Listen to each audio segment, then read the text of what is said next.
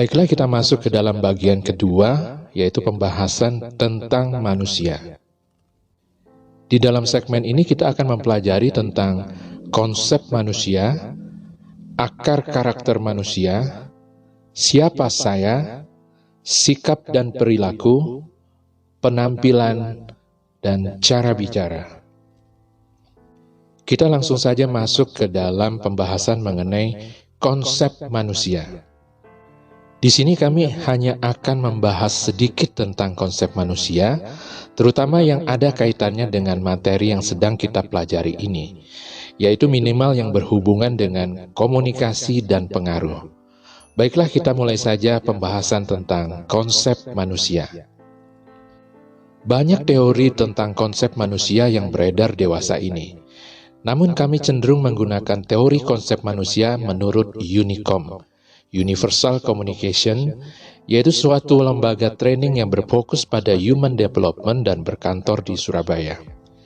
Di mana konsep manusia menurut UNICOM adalah manusia adalah makhluk yang terintegrasi, menyeluruh, meliputi dan utuh.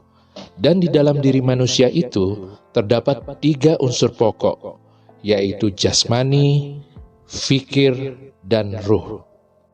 Berdasarkan konsep dari UNICOM tersebut, kami lalu membuat sedikit modifikasi dengan membagi manusia menjadi 4 unsur utama.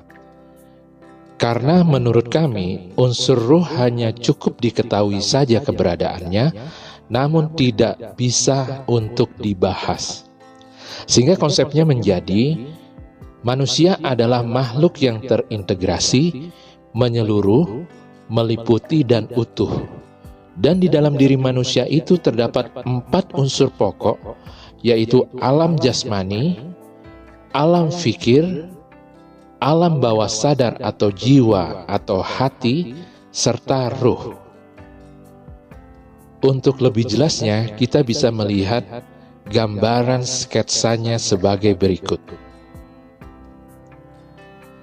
Yang pertama adalah alam jasmani, di mana dalam alam jasmani ini meliputi fisik dan panca indera. Lalu yang kedua adalah alam fikir, di mana di dalam alam fikir ini meliputi daya fikir dan logika.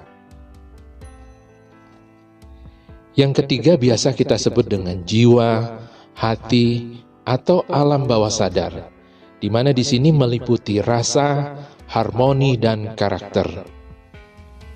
Dan yang keempat adalah ruh itu sendiri. Lalu mengapa kita harus mempelajari unsur-unsur yang ada di dalam manusia tersebut?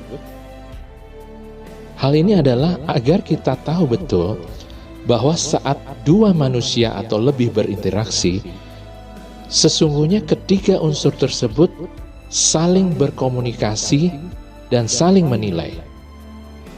Misalnya pada alam jasmani, pada saat 2 orang bertemu, maka mereka akan saling menilai.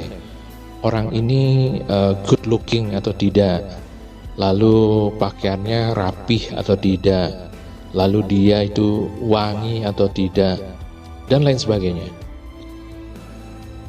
Sedangkan alam fikirnya akan mulai menilai bahwa, oh ini orang ini berpendidikan tinggi, gaya bahasanya bagus, tutur katanya teratur, dan lain sebagainya. Dan di jiwanya juga saling menilai, yaitu langsung bisa menilai, oh orangnya baik, ramah, atau lain sebagainya. Jadi pada saat orang berkomunikasi, ternyata tidak hanya komunikasi verbal saja yang terjadi, tapi ada komunikasi di balik itu.